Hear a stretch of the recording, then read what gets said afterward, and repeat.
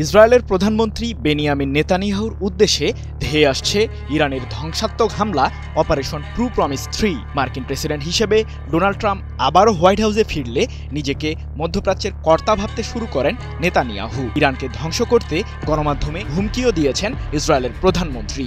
এদিকে তেহরানের জ্বালানি তেল রপ্তানি শূন্যের কোটায় নামিয়ে আনতে ইরানকে নিষেধাজ্ঞা দিয়েছেন প্রেসিডেন্ট ট্রাম্প। এমন পরিস্থিতিতে চুপ থাকতে পারল না ইরানের সর্বোচ্চ প্রতিরক্ষা বাহিনী ইসলামিক বিপ্লবী গার্ড কর্পস IRGC। যুক্তরাষ্ট্রের ক্ষমতার পালাবদলে সামনে এসেছে ইরান ইস্যু। সে লক্ষ্যে মধ্যপ্রাচ্যকে নিয়ে কর্মপরিধি ঠিক করতে সম্প্রতি ওয়াশিংটন সফরে যান ইসরায়েলের প্রধানমন্ত্রী নেতানিয়াহু। বন্ধু ট্রাম্পের সাথে হোয়াইট হাউসের ওভাল অফিসে আলোচনার মধ্যেই ইরানকে ঘিরে ষড়যন্ত্রের ছক তৈরি করে ফেলেন। গত 4 ফেব্রুয়ারি তেহরানের পারমাণবিক কর্মসূচিকে থামাতে ইরানের তেল রপ্তানির ওপর নিষেধাজ্ঞা জারি করে ট্রাম্প প্রশাসন। কারণ বিশ্ববাজারে জ্বালানি তেল রপ্তানির মাধ্যমে অর্জিত অর্থ দিয়ে ইরান পারমাণবিক কার্যক্রম এগিয়ে নিচ্ছে এমন অভিযোগ রয়েছে মার্কিন সরকারের। ইরানের প্রতি ট্রাম্পের মার্কিন নিষেধাজ্ঞার পরেও শান্ত হয়নি নেতানিয়াহু।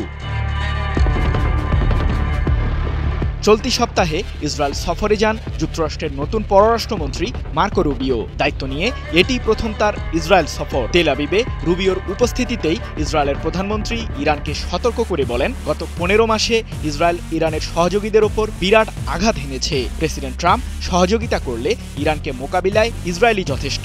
আমরা ইরান অধ্যায়টি শেষ করব। এদিকে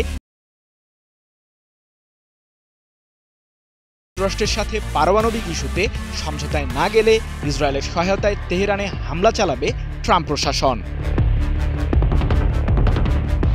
প্রেসিডেন্ট ট্রাম্পের নিষেধাজ্ঞা এবং ইসরায়েলের প্রধানমন্ত্রী নেতানিয়াহুর ইরানকে ঘিরে হুঙ্কারে পাল্টা প্রতিক্রিয়া এসেছে তেহরান থেকেও। ইরানকে দুর্বল হিসেবে গণ্য করা যুক্তরাষ্ট্র ও ইসরায়েলের যে একটি ভুল ধারণা, সে বিষয়টির জবাব দিতেই তেল আবিবের ওপর সরাসরি হামলা চালাবে IRGC।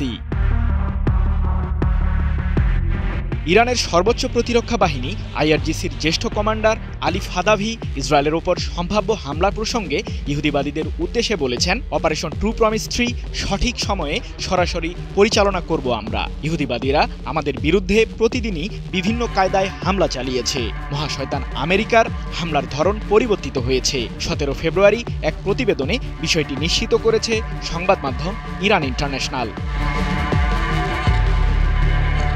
এর আগে ইরানের পররাষ্ট্র মন্ত্রণালয়ের মুখপাত্র ইসমাইল বাঘাই যুক্তরাষ্ট্র ও ইসরায়েলকে সতর্ক করে বলেন, আমাদের মতো দেশের ক্ষেত্রে ইহুদিবাদীরা কিছুই করতে পারবে না। গত বছরের এপ্রিলে সিরিয়ার রাজধানী দামেস্কে ইরানের কনসুলেট ভবনে বিমান হামলা চালায় ইসরায়েল। এতে ইরানের 2 জ্যেষ্ঠ সামরিক কর্মকর্তা নিহত হয়। প্রতিশোধ নিতে চুপ থাকেনি তেহরানও। 13 এপ্রিল ইসরায়েলের সামরিক স্থাপনা লক্ষ্য করে 300টিরও বেশি ক্ষেপণাস্ত্র ও ড্রোন হামলা চালায় ইরান। সেই হামলার তেহরান সাংকেতিক নাম দেয় অপারেশন ট্রু প্রমিস। মূলত এরপর থেকেই ইসরায়েল ও ইরানের মাঝে নতুন করে উত্তেজনার পারদ বেড়ে যায়। সঠিক প্যাড আর সঠিক তথ্য দিয়ে এসব সামলে নিব এক হয়ে। Mona Lisa sanitary napkin. নিজেদের সামরিক শক্তির জানান দিতে আবারও গর্জে ওঠে IRGC। ইরান সমর্থিত ফিলিস্তিনের স্বাধীনতাকামী সংগঠন হামাস ও লেবাননের সশস্ত্র গোষ্ঠী হিজবুল্লাহর জ্যেষ্ঠ কমান্ডার হাসান নাসরাল্লাহ সহ বেশ কয়েকজন কর্মকর্তাকে হত্যা করে ইসরায়েল। আবারও প্রতিশোধের আগুন জ্বলে ওঠে ইরানের মাঝে। 2024 সালের 1 অক্টোবর ইসরায়েলকে লক্ষ্য করে অপারেশন ট্রু প্রমিস 2 পরিচালনা করে তেহরান। প্রায় 200টি ক্ষেপণাস্ত্রের সাহায্যে তেল আবিবে হামলে পড়ে ইরানের সর্বোচ্চ প্রতিরক্ষা বাহিনী IRGC।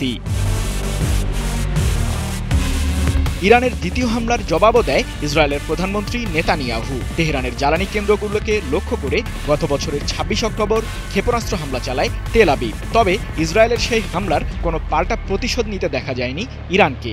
ধারণা করা হচ্ছে অপারেশন ট্রু প্রমিস 3 পরিচালনার মাধ্যমে 26 অক্টোবরের ইসরায়েলি হামলার জবাব দেবে IRGC। সৃজন মাহমুদ, নিউজ 24।